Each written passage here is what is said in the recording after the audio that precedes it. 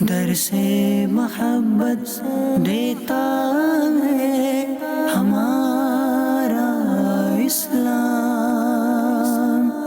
نفرت دلوں سے مٹاتا ہے ہمارا اسلام۔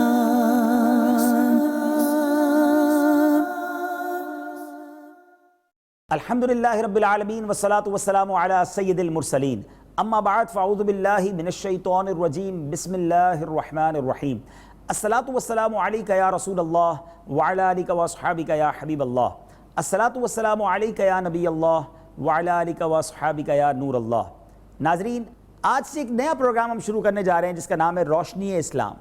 اور واقعی اسلام ایک ایسا مذہب ہے جس کی روشنی سارے عالم میں پھیلتی چلی گئی الحمدللہ، اور پھیلتی چلی جا رہی ہے۔ آج بھی ایک جدید تحقیق کے مطابق the most growing religion on earth، کائنات میں سب سے زیادہ تیزی سے پھیلنے والا اگر کوئی مذہب ہے تو وہ اسلام ہے۔ جب سے نبی پاک علیہ السلام نے اسلام کی دعوت دینا شروع کی 1450 سال سے، جب سے وہ دن آیا آج تک اسلام بڑھتا ہی گیا، اس کی روشنی بڑھتی ہی گئی۔ سبحان اللہ، کیسی شمع لے کر ہمارے آقا علیہ السلام تشریف لائے۔ امام اہل سنت مولانا شاہ امام احمد رضا خان علیہ رحمۃ الرحمن لکھتے ہیں نا، بجھ گئیں جس کے آگے سبھی مشعلیں، شمع وہ لے کر آیا ہمارا نبی۔ کیا بات ہے اسلام کی روشنی کی۔ اس پروگرام میں ہمارا فارمیٹ کیا ہوگا؟ ہم انشاءاللہ عز و جل روزانہ اپنے پروگرام کے شروع میں درود پاک کی فضیلت پر مشتمل ایک حدیث پاک سنیں گے، پھر کسی ایک مخصوص موضوع پر جس کے ذریعے مزید اسلام کی روشنی ہمارے دلوں میں اجاگر ہو اس پر کچھ بات کریں گے، اور پھر اپنے پروگرام کے آخری حصے میں رمضان سے متعلق پیاری پیاری باتیں، خوبصورت فضائل اور بہترین مسائل سیکھنے کی کوشش کریں گے۔ اچھی نیتوں کے ساتھ اول تا آخر آپ نے ہمارے ساتھ رہنا ہے۔ آئیے درود پاک کی فضیلت پر مشتمل ایک خوبصورت حدیث پاک سنتے ہیں۔ نبی پاک صلی اللہ تعالیٰ علیہ وسلم نے ارشاد فرمایا کہ تم اپنی مجلسوں کو مجھ پر درود پاک پڑھ کر آراستہ کیا کرو کہ تمہارا مجھ پر درود پاک پڑھنا کل بروز قیامت تمہارے لیے نور ہوگا۔ سبحان اللہ، ذرا غور کیجئے، درود پاک کیسا شاندار وظیفہ ہے۔ دنیا میں پڑھیں تو رزق میں برکت ہو، بیماریاں دور ہوں، مشکلیں حل ہو جائیں، اور آخرت میں کس قدر برکتیں لاتا ہے۔ قیامت کے دن نور ملے گا اسے جو درود پاک پڑھنے والا ہوگا۔ تو کیوں نہ ہم اپنی زندگی کا یہ معمول بنا لیں کہ چلتے پھرتے اٹھتے بیٹھتے درود پاک پڑھتے رہا کریں۔ آئیے محبت کے ساتھ بآواز بلند درود پاک پڑھیے۔ صلو علی الحبیب صلی اللہ تعالی علی محمد صلی اللہ علیہ وسلم۔ ناظرین، آج کا موضوع کیا ہے وہ ضرور آپ کو بتاتے ہیں، مگر اس سے پہلے آپ کو ایک واقعہ سنانا ہے، اور جس اسٹوری کے ذریعے، جس واقعے کے ذریعے یہ ٹاپک مزید سمجھ آ جائے گا، اس کی اہمیت کا مزید اندازہ ہو جائے گا۔ ایک شخص تھا، اس نے پلان کیا کہ میں چھوٹے سے گھر میں رہتا ہوں، مجھے ایک بڑا گھر لینا ہے، اور اس بڑے گھر کے لیے مجھے بڑی رقم کی بھی ضرورت ہوگی۔ تو اس نے کیا کیا، ایک لکڑی کا بڑا سا باکس بنایا، اور پلان یہ کیا کہ روزانہ مجھے اس میں اتنے روپے ڈالنے ہیں، اپنی آمدنی کا اتنا حصہ اس میں ڈالنا ہے۔ 10 سال تک، 15 سال تک میں پیسے ڈالتا رہوں گا، اور 15 ایئرز کے بعد میرے پاس اتنی اماؤنٹ ہو جائے گی کہ میں اچھا سا گھر بنا لوں گا۔ روزانہ پیسے ڈالنے لگا، آمدنی ہوتی، پیسے کماتا، روزانہ ڈالتا۔ کئی بار دل ہوا کہ آج تھوڑا سا لگژری کر لی جائے، تھوڑا سا اچھا کھا لیا جائے، تھوڑے سے خرچ کر لیا جائے، مگر خیال آتا کہ نہیں، گھر بنانا ہے تو قربانی دینی ہوگی۔ روزانہ ڈالتا رہا، روزانہ ڈالتا رہا۔ 15 سال گزر گئے۔ آفٹر 15 ایئرز اب اس نے سوچا کہ اب اس باکس کے اندر اچھی خاصی رقم جمع ہو گئی ہوگی، لاکھوں روپے جمع ہو گئے ہوں گے، اب میں اس چھوٹے سے گھر سے نکل کر بڑا عظیم و شان گھر لوں گا۔ اب جب باکس کو کھولا اس نے تو یہ دیکھ کر اس کا دل دھک سے رہ گیا کہ اس باکس کے اندر ایک چھوٹا سا سوراخ تھا، وہ دیکھ نہیں سکا، اور اس سوراخ کی وجہ سے اس باکس میں اس کی 15 سال کی کمائی جو تھی وہ دیمک کھا چکی تھی۔ Try to imagine, try to understand, سمجھنے کی کوشش کیجئے کہ اس شخص کو کیسی مایوسی ہوئی ہوگی۔ تھوڑی دیر کے لیے اس کی جگہ اپنے آپ کو رکھ کر سوچئے کہ 15 سال تک اپنی خواہشات کو مار مار کر اگر میں نے رقم جمع کی ہوتی، اور اس طرح ڈبہ کھل کر پتہ چلتا کہ ایک سوراخ اگر میں چیک کر لیتا تو دیمک نہ آتی، اور دیمک آنے کی وجہ سے وہ سب ضائع ہو گیا، کتنا افسوس، کتنا آپ سمجھیے کہ اس کو سیڈنس ہوئی ہوگی۔ مگر اب جو میں افسوس اور جو میں تکلیف کے بارے میں بات کرنا چاہ رہا ہوں، یہ جو اس باکس میں دیمک آئی نا، یہ تکلیف تھوڑی ہے، کیونکہ ابھی زندگی باقی تھی۔ وہ دوبارہ کوشش کر کے پیسے کما سکتا ہے، دوبارہ کوشش کر کے ارننگ کر سکتا ہے، مگر جس تکلیف کی میں نے آج آپ سے بات کرنی ہے، کہ وہ تکلیف یہ ہے کہ انسان نمازیں پڑھے، روزے رکھے، عبادت کرے، اللہ کو راضی کرنے والے کام کرے، کئی بار نفس چاہے کہ نیکی نہیں کرنی، گناہ کرنے، مگر انسان اس کے خلاف زندگی گزارے، اور جب قیامت کے دن اللہ کی بارگاہ میں پہنچے اور وہاں نامہ اعمال کھلیں تو اس نیکی کر کے جانے والے کو یہ امید ہو کہ جناب مجھے تو اس کا صلہ ملے گا، اور پھر اسے یہ کہہ دیا جائے کہ تمہارے نامہ اعمال میں تو کچھ بھی نہیں ہے، ساری نیکیاں برباد، فنش۔ مجھے بتائیے اس وقت کتنی اسے تکلیف، کتنی مایوسی اور کتنا یوں سمجھے کہ غم ہوگا کہ اب تو دوبارہ نیکیاں کرنے کا چانس بھی نہیں ہے، اتنی محنت کے ساتھ میں نے سب کچھ کیا، صدقہ کیا، خیرات کیا، اور سب چلا گیا۔ جی ناظرین، آج یہی میرا موضوع ہے، آج ان چیزوں کے بارے میں سننا ہے کہ جو ہمارے اعمال کو برباد کر سکتی ہیں۔ بڑی مشکل سے نیکیاں کی جاتی ہیں آج کے دور میں، اٹس کوائٹ ڈیفیکلٹ۔ آج کے دور میں انسان کو شیطان، نفس و شیطان گھیر رہا ہے، دوسری طرف لے جا رہا ہے، مگر وہ خوش نصیب ہیں جو اللہ کی رضا کے لیے گناہوں سے بچ کر نیکیوں کی طرف آ رہے ہیں۔ اب نیکی کی طرف آ بھی گیا، کوشش کر بھی لی، اور اگر قیامت کے دن یہ کہہ دیا گیا کہ تمہارے نامہ اعمال میں کچھ بھی نہیں ہے، اب ہو سکتا ہے کسی کے ذہن میں خیال آئے کہ کیا ایسا ممکن بھی ہے؟ جی ناظرین، آج قرآن و حدیث کی روشنی میں نے آپ کو یہ بتانا ہے چند وہ اعمال کہ جن کے ذریعے بندے کی ساری نیکیاں برباد ہو سکتی ہیں۔ اللہ کرے غور سے، توجہ سے آج آپ یہ پروگرام دیکھیں۔ اور ایک اور بات بڑی سمجھنے والی ہے، دیکھیں نا، انسان کی زندگی میں جو جتنی قیمتی چیز ہے وہ اس کی اتنی حفاظت کی فکر کرتا ہے۔ چھوٹی سی چیز ہے اس کو نارمل طریقے سے رکھ دیتا ہے، زیادہ قیمتی ہوتی ہے اسے سنبھال کے رکھتا ہے، اور قیمتی ہوتی ہے تو اس کے لیے گارڈ رکھے جاتے ہیں، لاکر میں رکھا جاتا ہے۔ میری اور آپ کی نیکیاں، میرے اور آپ کے اعمال بہت قیمتی ہیں، کیونکہ قبر میں جب ہم جائیں گے نا تو قبر میں کوئی تجوری نہیں ہے، کفن میں کوئی جیب نہیں ہے، جسٹ گڈ ڈیڈز، نیک اعمال ہی کام آنے ہیں۔ تو پھر سوچئے نا اس کی حفاظت کی ہمیں کتنی فکر کرنی چاہیے۔ سب سے پہلا وہ عمل جس کے ذریعے سارے اعمال برباد ہو جاتے ہیں، وہ کیا ہے؟ وہ ہے کہ بندے کا ایمان اگر اس سے چھن جائے۔ یاد رکھیے گا، مسلمان ہی جنت میں جائیں گے، ایمان سے بڑھ کر کوئی نعمت نہیں ہے۔ دنیا کی ساری نعمتیں ایک طرف، اور اگر ایمان کو دوسرے پلڑے میں رکھا جائے تو ایمان سب سے زیادہ امپورٹنٹ، سب سے زیادہ پریشس، سب سے زیادہ قیمتی ہے۔ دنیا بھر کی نیکیاں ہوں اور ایمان ہی نہیں تو بندہ اللہ کی بارگاہ میں اس کے اعمال مقبول نہیں۔ جنت میں جانے کے لیے اگر لاجیکلی سمجھا جائے تو یہ ایک پاسپورٹ ہے، پاسپورٹ ہی نہیں تو جنت کا ویزا کیسے لگے گا؟ ایمان ہونا ضروری ہے، اور ایمان کی ہم نے کتنی فکر کی ہے۔ ہمارے اسلاف، ہمارے انبیاء کرام، خود نبی پاک صلی اللہ تعالیٰ علیہ وسلم ایمان کے بارے میں کتنے کانشیس ہوتے تھے۔ پیارے آقا صلی اللہ تعالیٰ علیہ وسلم کی مشہور دعا ہے، میرے آقا فرماتے ہیں یا مقلب القلوب ثبت قلبی علی دینک، اے دلوں کو پھیرنے والے میرے دل کو اپنے دین پر ثابت قدمی عطا فرما۔ ناظرین ذرا سوچئے دعا کون کر رہا ہے؟ وہ آقا علیہ الصلوۃ والسلام جن کے صدقے مجھے اور آپ کو ایمان ملا ہے، مگر وہ یہ دعا کر رہے ہیں کہ یا اللہ میرے دل کو ثابت قدمی عطا فرما۔ کیوں؟ میری اور آپ کی تعلیم کے لیے، کہ ہم بھی اس کے بارے میں سوچیں۔ ہمارے اسلاف کس قدر خوف خدا میں رہتے، اپنے ایمان کی سلامتی کی فکر کرتے۔ غوث اعظم شیخ عبد القادر جیلانی رضی اللہ تعالیٰ عنہ فرماتے ہیں کہ لوگ کہہ رہے ہیں آج عید کا دن ہے، عید کا دن ہے۔ عبد القادر کے لیے عید کا دن وہ ہوگا جب اپنا ایمان سلامت لے کر دنیا سے جائے گا۔ آپ ذرا غور کیجئے، بزرگان دین اتنا ایمان کے لیے کانشیس ہوں، فکر مند ہوں۔ کبھی میں نے اور آپ نے اللہ کا شکر ادا کیا کہ یا اللہ تیری مہربانی ایمان والا بنایا، اور کبھی اس بات کی اللہ سے دعا کی کہ یا اللہ میرا ایمان سلامت رکھیو؟ پلیز، یہ سب سے اہم چیز ہے، اس کی فکر کیجئے۔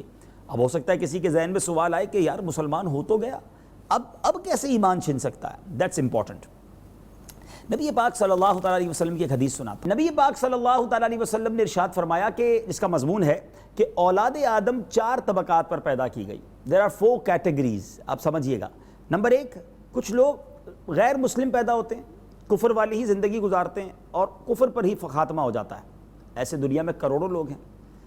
اسی طرح دوسری کیٹیگری بیان فرمائی کہ کچھ لوگ مسلمان گھرانے میں پیدا ہوتے ہیں، اسلام والی زندگی ہی گزارتے ہیں اور ان کا خاتمہ بھی ایمان پر ہوتا ہے۔ ہم اللہ سے دعا کرتے ہیں کہ اللہ ہمیں اس قسم کے لوگوں میں شامل فرمائے، کیونکہ اللہ کی رحمت تھی کہ سب سے پہلے ہماری جو آنکھ کھلی مسلمان ماں باپ کے گھر میں کھلی۔ میری اور آپ کے کانوں نے جو سب سے پہلا لفظ سنا وہ اللہ اکبر، یہ آواز سنی، آذان سنی۔ اللہ سے دعا ہے کہ ایمان پر ہی خاتمہ نصیب ہو۔ مگر جو تھرڈ کیٹیگری ہے وہ یہ ہے کہ جو میرے آقا علیہ الصلوۃ والسلام فرماتے ہیں کہ غیر مسلم پیدا ہوں گے، کفر والی زندگی گزاریں گے اور خاتمہ ایمان پر ہوگا۔ اور جی ہاں، یہی تو ہو رہا ہے کہ دنیا میں بڑی تیزی سے مذہب اسلام پھیل رہا ہے۔ جیسے میں نے شروع میں کہا کہ موسٹ گروئنگ ریلیجن ہے، سب سے زیادہ اسلام الحمدللہ دنیا میں پھیلنے والا مذہب ہے، لیکن جو چوتھی کیٹیگری بیان کی وہ ڈرانے کے لیے کافی ہے، وہ ہمیں دھیان دینا ہوگا۔ نبی پاک علیہ الصلوۃ والسلام ارشاد فرماتے ہیں کچھ لوگ ایمان والے ہوں گے، ایمان والی ہی زندگی گزاریں گے، مگر خاتمہ ان کا کفر پر ہوگا۔ جی جناب، یہ بھی پاسبل ہے، یہ ون وے ٹریفک نہیں ہے کہ صرف غیر مسلم مسلمان ہو سکتے ہیں، مسلمان بھی ایمان سے باہر ہو سکتا ہے، اور اس کی بہت ساری وجوہات بن سکتی ہیں۔ دیکھیے یاد رکھیں ناظرین، ہم مسلمان ہیں اور ہماری کوئی باؤنڈری ہے۔ آج اللہ تبارک و تعالیٰ کا، نبیوں کا، معاذ اللہ فرشتوں کا، جنت کا، دوزخ کا، یوم قیامت کا، جو ضروریات دین ہیں اس کا مذاق اڑایا جاتا ہے، اور یہ سوچا بھی نہیں جاتا کہ یہ جوکس کے لیے یہ لفظ نہیں ہوا کرتے۔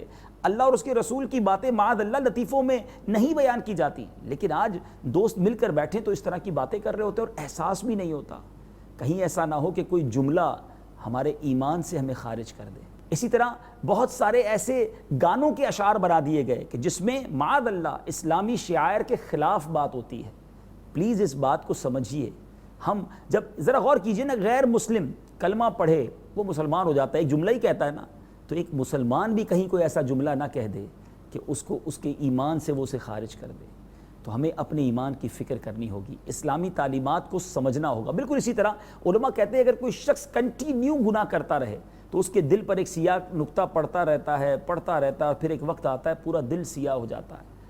اگر روزانہ شیطان کی بات مانتا ہے تو ڈر ہے کہ کہیں موت کے وقت بھی شیطان کی بات نہ مان لے، کیونکہ شیطان، احادیث میں یہ مضمون ملتا ہے کہ مردے کے پاس سکرات کے عالم میں شیطان آ کر بیٹھ جاتا ہے، مرحومین کی شکل میں، جو لوگ اس کے خاندان سے پہلے چلے گئے ہوتے ہیں نا، ان کی شکل میں آ کر بیٹھ کر اسے کہتا ہے کہ بیٹا مرنے کے بعد ہمیں پتہ چلا اسلام اچھا مذہب نہیں ہے۔ اب اسے اسلام سے گویا پھیرنے کی کوشش کرتا ہے۔ جو شخص زندگی بھر شیطان کی مانتا رہا، ڈر ہے کہ کہیں موت کے وقت بھی شیطان کی نہ مان لے، تکلیف کا عالم ہوگا۔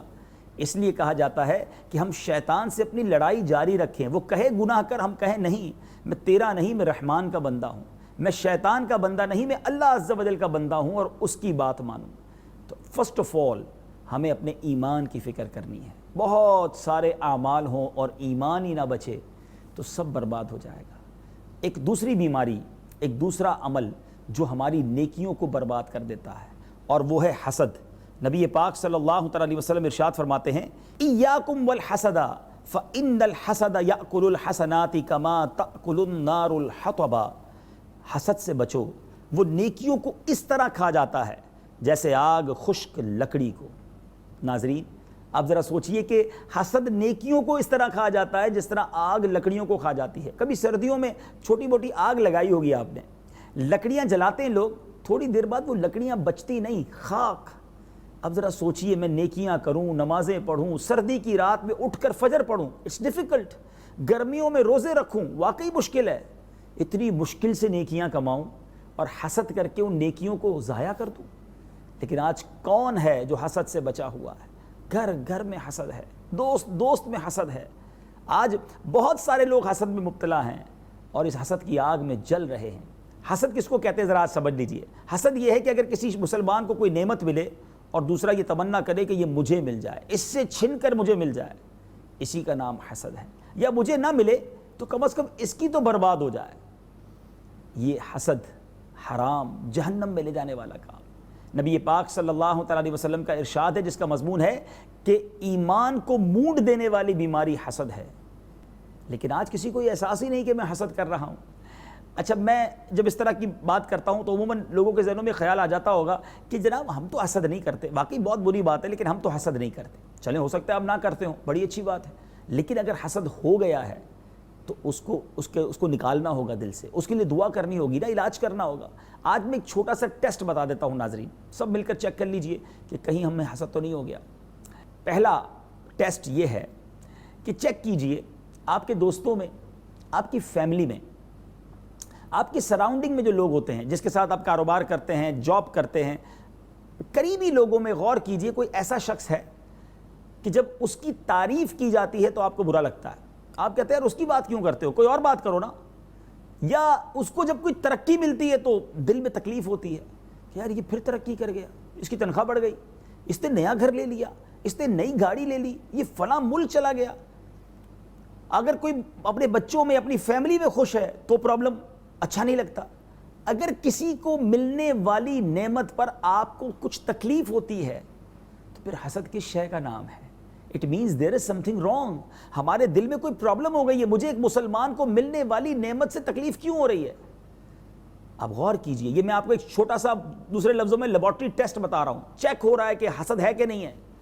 اور اس بنا پر بہن کو بہن سے حسد ہو جاتا ہے۔ ایک بہن کی شادی ہو، وہ دکھی ہو، اتنی سخی نہ ہو، اور دوسری زیادہ سخی ہو، بہت نوازا جائے اسے، تو ایک دوسری بہن کو حسد ہو جاتا ہے۔ یاد رکھیے یہ بہت برا عمل ہے، یہ اللہ کو سخت ناپسندیدہ ہے، اور جیسا کہ آپ نے حدیث پاک سنی، یہ اعمال کو برباد کرنے والا عمل ہے۔ کہیں ایسا نہ ہو کہ ہماری نیکیاں ہی برباد ہو جائیں۔ اچھا، پھر جس سے حسد ہو جاتا ہے نا، اس کے بارے میں پتہ چلے کہ یار اس کو نقصان ہو گیا ہے، تو اندر ہی اندر خوشی ہوتی ہے، اچھا اس کی فیکٹری میں آگ لگ گئی، اس کا ایکسیڈنٹ ہو گیا، میں تو چاہتا ہی یہی تھا۔ آپ سوچئے کتنا گندا دل ہو جاتا ہے حاسد کا کہ کسی مسلمان کو نقصان ہو تو اسے خوشی ہوتی ہے۔ اللہ کرے ہمیں یہ بیماری نہ ہو، اللہ کرے ہمارے دل میں اگر یہ بیماری آ گئی ہو تو نکل جائے، کیونکہ اس سے برا عمل کیا ہوگا۔ اور ایک اور بات ناظرین، آپ جانتے ہیں حسد کرنے والا کس پر آرگیومنٹ کرتا ہے، کس پر اعتراض کرتا ہے؟ جی مجھے آپ نے مل کر جواب دینا ہے۔ ذرا بتائیے، نعمتیں دینے والا کون ہے؟ اللہ۔ رزق دینے والا کون ہے؟ اللہ۔ شہرت دینے والا کون ہے؟ اللہ۔ خوبصورتی دینے والا کون ہے؟ اللہ۔ جب سب دینے والا اللہ ہے اور اللہ اسے دے رہا ہے تو مجھے کیوں پرابلم ہو رہی ہے؟ یعنی اٹ مینز حسد کرنے والا اللہ پر اعتراض کرتا ہے، اللہ کی تقسیم پر اعتراض کرتا ہے کہ مولا تو نے اسے کیوں دیا، مجھے کیوں نہیں دیا؟ جب سب دینے والا رب ہے تو میں کون ہوتا ہوں آرگیومنٹ کرنے والا؟ وَتُعِزُّ مَن تَشَاءُ وَتُذِلُّ مَن تَشَاءُ، وہ جسے چاہے عزت دے، وہ جسے چاہے ذلت دے۔ مگر آج لوگوں کو تکلیف ہوتی ہے، کسی کو گھر پہ بلائیں، نیا گھر لے اور دوستوں کو بلائیں تو آ کر کھانا بھی کھائیں گے، لیکن واپس جا کر کہیں گے یار یہ سود کے پیسوں سے گھر لیا ہوگا، 2 نمبر کے پیسوں سے گھر لیا ہے۔ اللہ اکبر۔ اللہ تعالیٰ کسی کو گھر دیتا ہے تمہیں اس میں بھی پرابلم ہے۔ یہاں تک حسد اتنی بری چیز ہے، کوئی مکے مدینے بھی جائے نا، حج پر بھی جائے تو لوگ اس پر بھی باتیں کر رہے ہوتے ہیں کہ جناب یہ بھی کسی اور کام کے لیے جا رہا ہے۔ استغفر اللہ، ایسا نہ کریں۔ سب کا بھلا، سب کی خیر، سب کے بھلے میں اپنی خیر۔ اگر اب میری ان تمام باتوں کے بعد آپ کو اگر یہ احساس ہو رہا ہے کہ ہاں یار فلاں رشتہ دار یا فلاں دوست یا فلاں کولیگ سے یا میرے ساتھ مارکیٹ میں کام کرنے والے فلاں بندے سے مجھے حسد ہو گیا ہے، اس کی ترقی ہوتی ہے مجھے مزہ نہیں آتا، تو اس پر آپ جب تک بیماری کو پکڑیں گے نہیں، علاج کیسے کریں گے؟ میں علاج بھی تو بتانے جا رہا ہوں نا۔ جی ہاں، آج آپ کو علاج بھی بتائیں گے، اور علاج یہ ہے کہ علماء نے بڑا پیارا علاج لکھا کہ آپ دعا کریں اس کے لیے، جس سے حسد ہو گیا نا اسی کے لیے دعا کریں، یا اللہ اس کو اور ترقی دے۔ اگر کسی کی دولت سے حسد ہو گیا کہ یا اللہ اس کی دولت میں برکت دے دے، کسی کی شہرت سے پرابلم ہے، یا اللہ اس کو اور شہرت دے دے، کسی کے چہرے، کسی کی خوبصورتی سے پرابلم ہے، یا اللہ اس کے حسن میں اور برکت دے۔ اب ڈیفیکلٹ ہے، آپ کہیں گے جناب بندہ ہی اچھا نہیں لگتا، اس کے لیے کیسے دعا کروں؟ تو انجیکشن بھی تو تکلیف ہی دیتا ہے نا، دوائی بھی تو کڑوی ہے نا، کون ہوتا ہے جو شوق سے دوائی پیتا ہے؟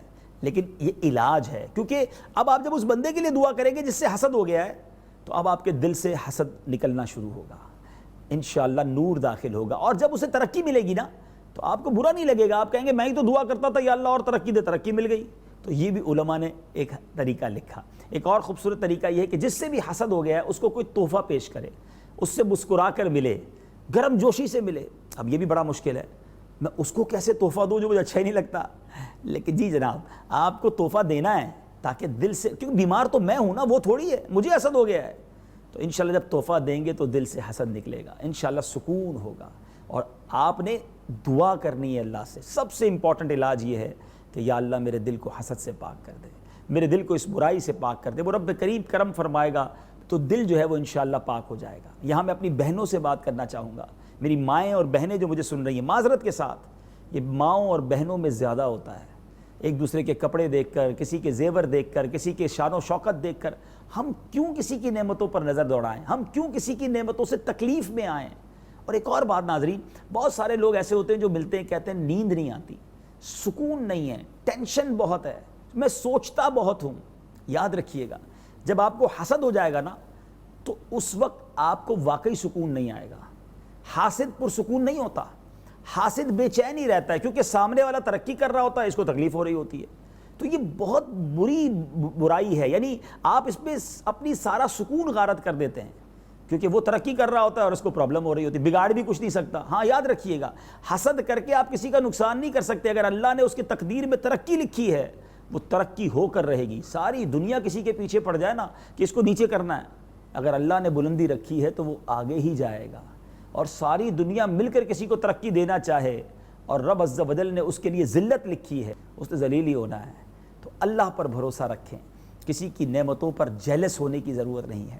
اللہ کرے دل میں اتر جائے میری بات. ہے تھوڑی مشکل بات، لیکن اگر اپنی نیکیاں بچانی ہیں، اپنے اعمال بچانے ہیں تو ہمیں لوگوں کا اچھا سوچنا ہوگا. ہم کیوں کسی سے حسد کریں، ہم کیوں کسی سے پرابلم میں آئیں؟ ہم اللہ سے اپنے لیے مانگ لینا کہ یا اللہ میرے بھائی کو دیا ہے مجھے بھی دے دے. ہاں یہ حسد نہیں ہے، یاد رکھیے گا. اگر کسی کو نعمت مل گئی ہے اور آپ چاہتے مجھے بھی مل جائے تو اس میں کوئی حرج نہیں. اللہ سے دعا کریں یا اللہ اس کو دیے مجھے بھی دے دیں. ہمارے اسلاف کیا دیکھتے تھے؟ آج ہم دنیا داری دیکھ کر پیچھے پڑ جاتے ہیں اور کمپٹیشن کرتے ہیں اور اس میں تکلیف میں بھی رہتے ہیں کہ یار اتنا بڑا گھر بنا لیا، اتنی بڑی گاڑی لے لی، ایسا موبائل فون لے لیا، اب میں نے بھی لینا ہے، اور اس چکر میں ہم پریشان رہتے ہیں. ہمارے اسلاف میں بھی کمپٹیشن تھا، صحابہ کرام میں بھی کمپٹیشن تھا، سبحان اللہ، مگر وہ نیکیوں بھرا کمپٹیشن تھا. ایک بار نبی پاک علیہ الصلوۃ والسلام کی بارگاہ میں کچھ غریب صحابہ آئے، مہاجر صحابہ. انصار مدینے میں رہتے تھے، وہ تھوڑے ویل سیٹ تھے، مہاجر تو مکے سے آئے تھے. تو انہوں نے نبی پاک علیہ الصلوۃ والسلام سے عرض کی کہ حضور یہ انصار صحابہ جو ہیں، مالدار صحابہ ہم سے آگے بڑھ گئے. آج ایسے ہو سکتا ہے ناظرین مجھے سن رہے ہوں جو یہ کہتے ہیں یار یہ امیر آگے بڑھ گئے، غریب ہم پیچھے رہ گئے. لیکن اگر میں آپ سے پوچھوں آپ کیوں پیچھے رہ گئے تو آپ کہیں گے ان کے پاس گاڑیاں ہیں، بڑے گھر ہیں، پیسے ہیں، نوکر چاکر ہیں، ہمارے پاس نہیں ہیں. صحابہ کرام نے نبی پاک سے کہا حضور یہ مالدار صحابہ تو آگے بڑھ گئے. آقا علیہ الصلوۃ والسلام نے ارشاد فرمایا کیسے؟ تو عرض کیا حضور ہم نماز پڑھتے ہیں، یہ بھی نماز پڑھتے ہیں، ہم روزہ رکھتے ہیں، یہ بھی روزہ رکھتے ہیں. حضور یہ صدقہ دیتے ہیں، ہم نہیں دے سکتے. ذرا غور کیجئے، کمپٹیشن بھی تھا تو نیکیوں کا تھا. سبحان اللہ. نبی پاک صلی اللہ تعالی علیہ وسلم نے کیا خوبصورت جواب ارشاد فرمایا. مجھے بہت سارے غریب اگر میرے بھائی دیکھ رہے ہیں تو غور سے سنیے گا. نبی پاک علیہ الصلوۃ والسلام فرماتے ہیں کہ میں تمہیں ایسا عمل نہ بتا دوں، اگر تم اس پر عمل کر لو تو جو نیکیوں میں تم سے آگے ہے تم بھی ان کے برابر پہنچ جاؤ. اب چونکہ یہ پیسے لینے تو آئے نہیں تھے، انہیں نیکیاں چاہیے تھی. نبی پاک علیہ الصلوۃ والسلام سے عرض کی حضور ضرور بتائیے. حدیث پاک کا مضمون ہے، آقا علیہ الصلوۃ والسلام نے فرمایا 33 بار سبحان اللہ، 33 بار الحمدللہ اور 33 بار اللہ اکبر پڑھ لیا کرو، جو تم سے نیکیوں میں آگے ہے تم ان کے برابر پہنچ جاؤ گے. یہ صحابہ بہت خوش واپس گئے. پیسے نہیں ملے تھے، ذرا سمجھیے گا، نیکیوں کا فارمولہ مل گیا. تھوڑی دیر ہوئی تو پھر تشریف لائے. کہا حضور آپ نے جو ہمیں وظیفہ بتایا نا وہ امیر صحابہ نے بھی سن لیا ہے، یعنی اب وہ یہ وظیفہ بھی پڑھ لیں گے. فرمایا یہ اللہ کا فضل ہے، اللہ جسے چاہے عطا فرمائے. غور کیجئے ناظرین، کیا کمپٹیشن، کیا فضا تھی. اور آج ہم کسی کی گاڑی دیکھ کر، گھر دیکھ کر، اس کا سٹیٹس دیکھ کر ہم کیوں پریشان ہوتے ہیں. اگر مقابلہ کرنا ہے تو نیکیوں میں کیجئے نا، جنت میں جانے والا مقابلہ کیجئے.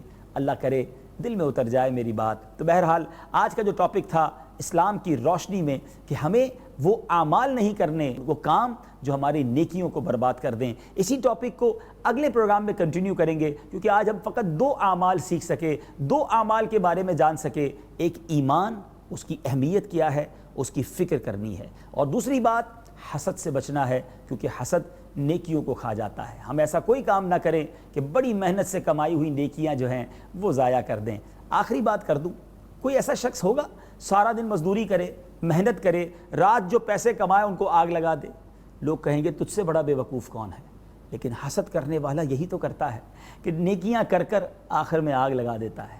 انشاءاللہ حسد نہیں کریں گے اور اس سے دوستیاں بڑھیں گی، محبتیں بڑھیں گی، آپ پرسکون ہو جائیں گے اور اچھی نیند سوئیں گے. اللہ تعالیٰ مجھے اور آپ کو حسد کی بیماری سے محفوظ فرمائے. اگلے پروگرام اسلام کی روشنی میں اسی ٹاپک کو کنٹینیو کریں گے. وہ باتیں، وہ کام جو ہمارے اعمال برباد کرتے ہیں، نیکیاں برباد کرتے ہیں، وہ کون سے ہیں اور ان سے بچنے کا طریقہ کیا ہے. اب انشاءاللہ اپنے پروگرام کے آخر میں ہم ایک سیگمنٹ شامل کریں گے جس کا نام ہے بہار رمضان. آئیے شروع کرتے ہیں بہار رمضان.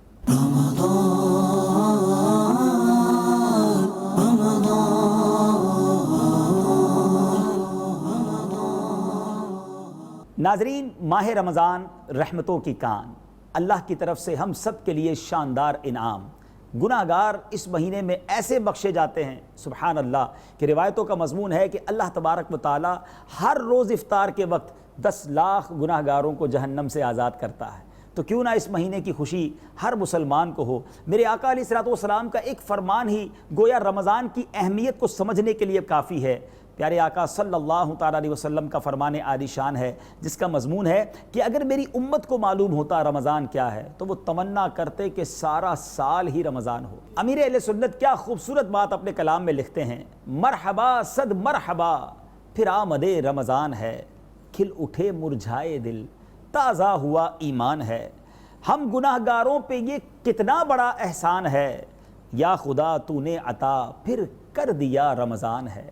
تجھ پہ صدقے جاؤں رمضان تو عظیم الشان ہے، کہ خدا نے تجھ میں ہی نازل کیا قرآن ہے۔ ابر رحمت چھا گیا ہے اور صبا ہے نور نور، ماہ رمضان رحمتوں اور برکتوں کی کان ہے۔ آ گیا رمضان عبادت پر کمر اب باندھ لو، فیض لے لو جلد کے دن 30 کا مہمان ہے۔ یا الہی تو مدینے میں کبھی رمضان دکھا، یا الہی تو مدینے میں کبھی رمضان دکھا، مدتوں سے دل میں یہ عطار کے ارمان ہے۔ ماہ رمضان کی تو کیا بات ہے، یہ وہ مہینہ ہے جس میں قرآن کا نزول ہوا۔ اسی مہینے میں وہ رات آتی ہے جو رات 1000 مہینوں سے بہتر ہے، لیلۃ القدر کی میں بات کر رہا ہوں۔ آئیے قرآن مجید فرقان حمید کی کچھ آیات سنتے ہیں۔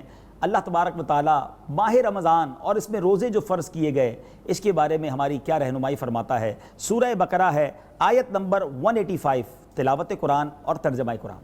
شہر رمضان الذي انزل فيه القرآن هدى للناس وبينات من الهدى والفرقان فمن شهد منكم الشهر فليصمه ومن كان مريدا أو على سفر فعدة من أيام أخر يريد الله بكم اليسر ولا يريد بكم العسر ولتكملوا العدة ولتكبروا الله على ما هداكم ولعلكم تشكرون۔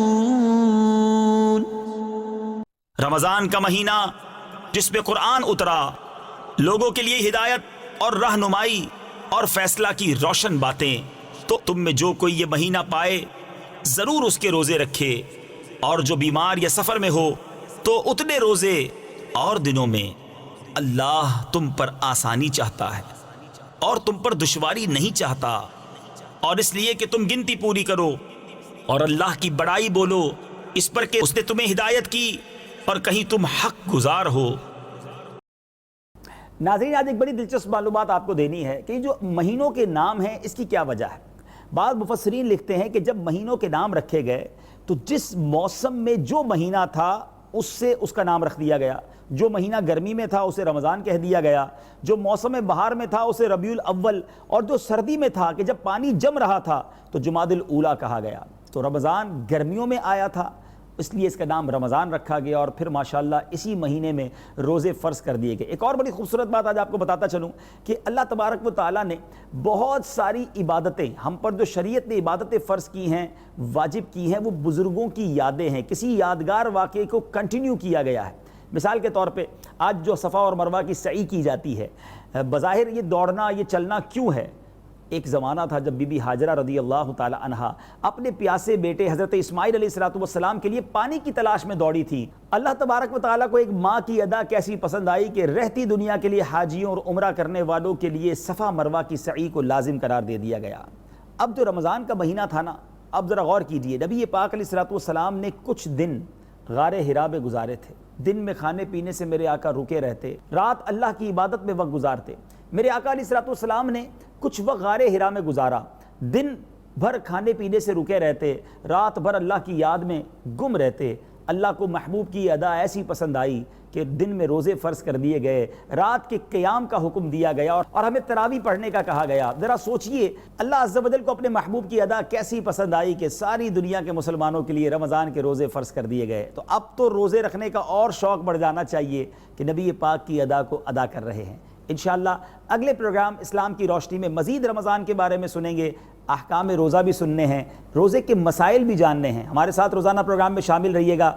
اگلے پروگرام تک کے لیے اجازت دیجیے، انشاءاللہ عز و جل اگلے پروگرام اسلام کی روشنی میں آپ سب سے ملاقات ہوگی۔ صلو علی الحبیب صلی اللہ تعالی علی محمد صلی اللہ علیہ وسلم۔ درس محبت دیتا ہے ہمارا اسلام، نفرت دلوں سے مٹاتا ہے ہمارا